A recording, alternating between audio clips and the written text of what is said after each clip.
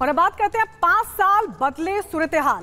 आइए आपको बताते हैं, जम्मू कश्मीर से अब 370 जब हटा तो अलगाववादियों से लेकर विपक्ष तक सभी ने जमकर हंगामा काटा था। हाय तौबा मचाते हुए ऐसा माहौल बनाया था जैसे आसमान जमीन पर आ गिरा हो। लेकिन आज जब जम्मू कश्मीर से धारा 370 हटने के 5 साल पूरे हो गए हैं, तब वहां बदलाव की तस्वीर देखकर सभी की जुबान पर ताला लग गया है। कैसे गुजरे 5 सालों में बदल गई जम्मू कश्मीर की तस्वीर, आइए इस रिपोर्ट में आपको दिखाते हैं।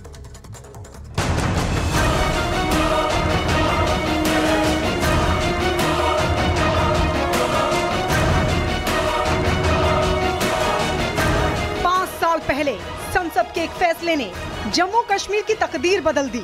न्यायालय ने माना कि अनुच्छेद 370 एक अस्थायी प्रावधान था, इसमें कोई शंका कुशंका नहीं है। ये संवैधानिक सत्य है कि धारा 370 अस्थायी समाधान। आतंकी और अलगाववादियों ने जो रक्त रंजित तस्वीर बनाई थी, वो तस्वीर बदल दी। जो पाकिस्तान परस्त कहते थे कश्मीर बनेगा पाकिस्तान, उनकी हर तकरीर बदल दी और सियासी चक्रव्यूह में उलझे जन्नत की तकदीर बदल दी।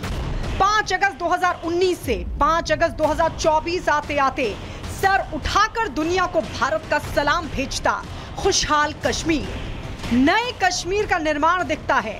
विकसित कश्मीर की सूरत नजर आती है। भारत के सिरमौर कश्मीर का वैभव कोई भी अनदेखा नहीं कर सकता है। लेकिन 5 साल पहले पाकिस्तान परस्त अलगाववादियों की तकरीरों से घाटी गूंजा करती थी। अब वहां शांति है, अमन है, चैन है। धारा 370 हटने के बाद एक एक दिन नए कश्मीर के निर्माण में बीता और आज का कश्मीर उन 5 सालों के निरंतर प्रयासों से सुकून से मुस्कुरा सकता है, क्योंकि ना तो अब भड़काने वाले बचे हैं और ना आग लगाने वाले बचे हैं। 2000 करोड़ की लागत से एम्स की स्थापना हुई। आईआईटी और आईआईएम जैसे संस्थानों के सेंटर खुल चुके हैं। डिग्री कॉलेज की संख्या 96 से बढ़कर 147 हो गई है। 7 नए मेडिकल कॉलेज, 2 राज्य स्तरीय कैंसर संस्थान, 15 नर्सिंग कॉलेज की पिछले 5 सालों में शुरुआत हुई है। आज देश के विकास की रफ्तार से जुड़ चुके जम्मू कश्मीर की सफलता कैसे दुनिया को अपनी तरफ खींच रही है, ये आप यहाँ दुनिया की नामी गिरामी कंपनियों के चल रहे प्रोजेक्ट्स को देखकर भी अंदाजा लगा सकते हैं। श्रीलंका के पूर्व क्रिकेटर मुथैया मुरलीधरन भी आज जम्मू कश्मीर से प्रभावित हैं। उनकी कंपनी 1642 करोड़ का इन्वेस्टमेंट कठुआ में करने जा रही है। 2021 में गवर्नमेंट ऑफ इंडिया ने और जे&के गवर्नमेंट ने जो इंडस्ट्रियल पॉलिसी जो है वो लॉन्च की है, तो उसका एक बहुत ही अच्छा रिस्पांस जो है वो आया है कि बाहर से निवेश करने के लिए जो है, जैसे कि पहले धारणा थी कि जे&के में नहीं जाना है, तो अब काफ़ी अच्छा रिस्पांस जो है वो रहा है। और जैसे आपने कहा कि सिर्फ हमारे देश से ही बाहर के लोग जो है नहीं आए, बल्कि इंटरनेशनल क्रिकेटर जो हैं मुरलीधरन जो हैं, उन्होंने भी जो है यहाँ पर जो है लैंड जो है वो ली है, तो ये हमारे लिए बड़ी ही सुखद खबर है। जम्मू कश्मीर प्रशासन निवेश को सुविधाजनक बना रहा है, जिससे करीब 1.5 लाख नौकरियां पैदा होंगी। आज आर्टिकल 370 और 35A के खत्म होने की 5वीं वर्षगांठ मनाई जा रही है। जम्मू कश्मीर में निवेश के लिए एक नई सुबह देखी गई है।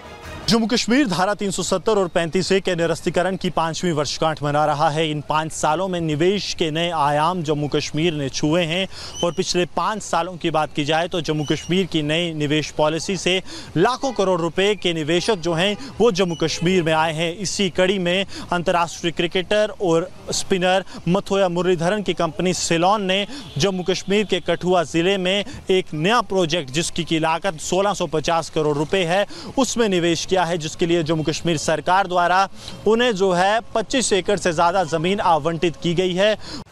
बीजेपी आज आर्टिकल 370 और 35A के ऐतिहासिक फैसले पर जश्न मना रही है। इसके अलावा अनुच्छेद 370 को खत्म होने के बाद जम्मू कश्मीर में पर्यटन और निवेश में बढ़ोतरी हुई है। जम्मू कश्मीर में निवेश की अगर हम बात करें तो यहाँ निवेश 10 गुना ज्यादा बढ़ गया है। बीते 5 सालों में जम्मू कश्मीर ने विकास के नए आयाम ही तय नहीं किए। जम्मू कश्मीर में सुरक्षा व्यवस्था को लेकर भी मोदी सरकार ने गंभीरता दिखाई। कश्मीर की मौजूदा तस्वीर इस सुखद बदलाव की कहानी खुद कहती है। बीते 5 सालों में यहाँ हुई आतंकी घटनाओं में आई कमी की ही बात करें तो आंकड़े सारी सच्चाई बयां कर देते हैं। आज जम्मू कश्मीर में हर नाके पर सुरक्षा के तगड़े इंतजाम हैं।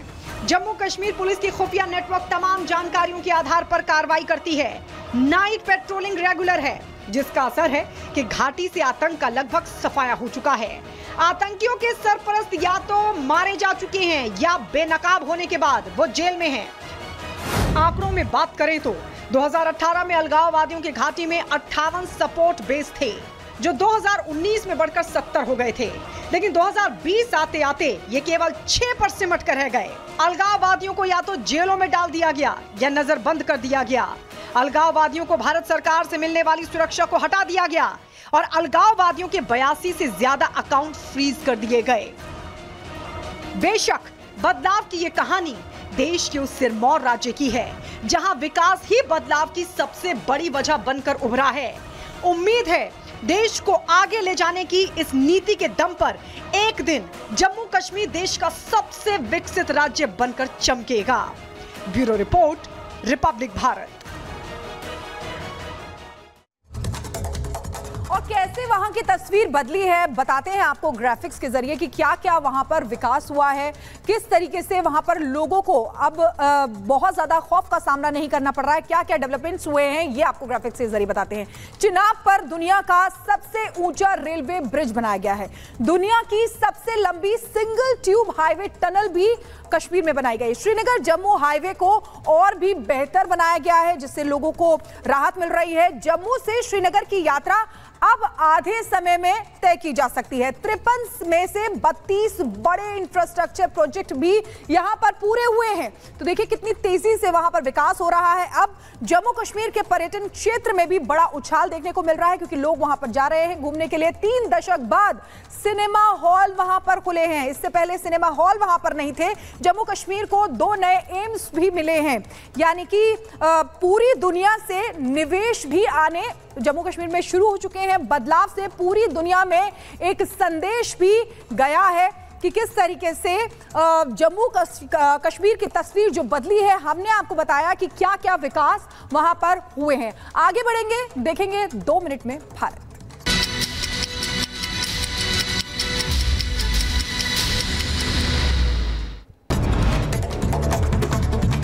जम्मू कश्मीर के अखनूर में फायरिंग हुई है। संदिग्ध गतिविधि देखे जाने के बाद सेना ने की गोलीबारी, तो पुलिस और सेना ने मिलकर शुरू किया तलाशी अभियान। ब्लास्ट के 5 महीने बाद एनआईए ने किया स्पॉट इंस्पेक्शन। आपको बता दें 2 आतंकियों अब्दुल मतीन और मुदासिर हुसैन को मौके पर लेकर पहुंची थी टीम। कैफे के आसपास बढ़ाई गई सुरक्षा। वायनाड में आई त्रासदी में बढ़ी मौतों की संख्या, 400 लोगों की मौत की पुष्टि, 180 से ज्यादा लोग लापता, रेस्क्यू ऑपरेशन जारी। उत्तर प्रदेश के सीएम योगी आदित्यनाथ ने गोरखनाथ मंदिर में किए दर्शन पूजन। मौके पर सुनी लोगों की समस्याएं, दिया हर संभव मदद का भरोसा। आज पुणे का दौरा करेंगे महाराष्ट्र के सीएम एकनाथ शिंदे। बारिश और बाढ़ से हुए नुकसान का लेंगे जायजा। पुणे में बारिश की वजह से लोगों का जनजीवन हुआ अस्त व्यस्त। मुलामुथा नदी का जलस्तर बढ़ गया। हिमाचल के कुल्लू में बिगड़े हालात, तो श्रीखंड महादेव की पहाड़ी पर बादल फटने से तबाही। हिमाचल में अब तक 13 लोगों की मौत हुई है, 53 लोग लापता।